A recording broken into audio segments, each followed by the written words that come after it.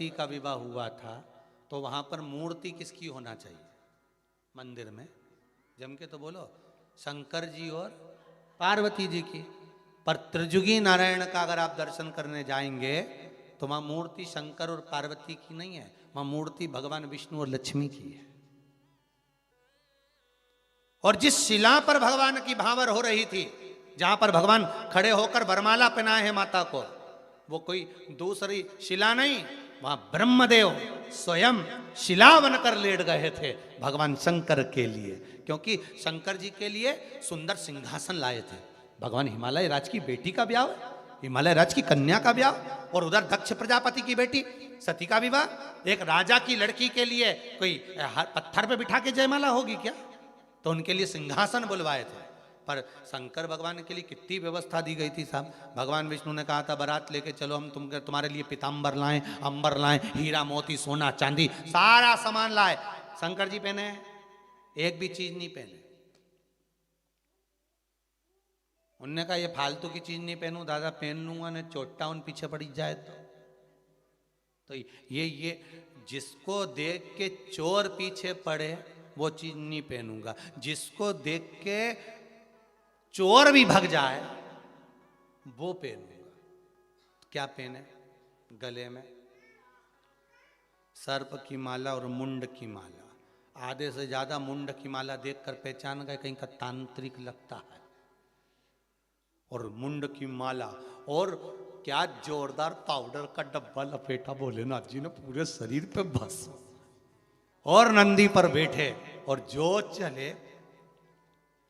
अब विचार करिए, जिन्होंने अंबर पीतांबर आभूषण रतन माणिक मोती कुछ भी धारण नहीं करा तो वो सिंहासन पे बैठेंगे? बैठेंगे सिंहासन पे? नहीं, बैठे ही नहीं।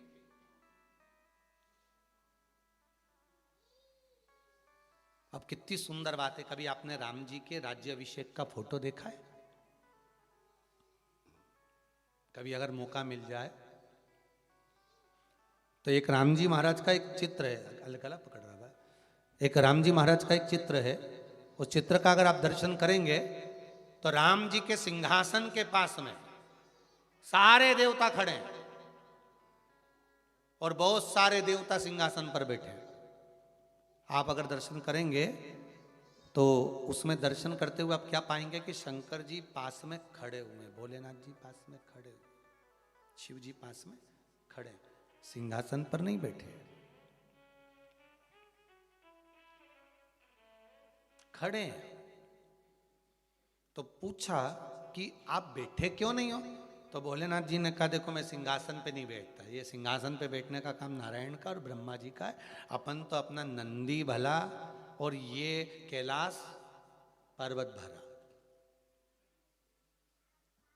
सिंहासन का लफड़ा बहुत बेकार है। एक बार जो सिंहासन पे बैठ जाता है फिर उससे सिंहासन बड़ी मुश्किल से छूट पाता है। तुम तो वो सिंहासन को जान दो, अपन अपने सिंहासन की बात कर लो।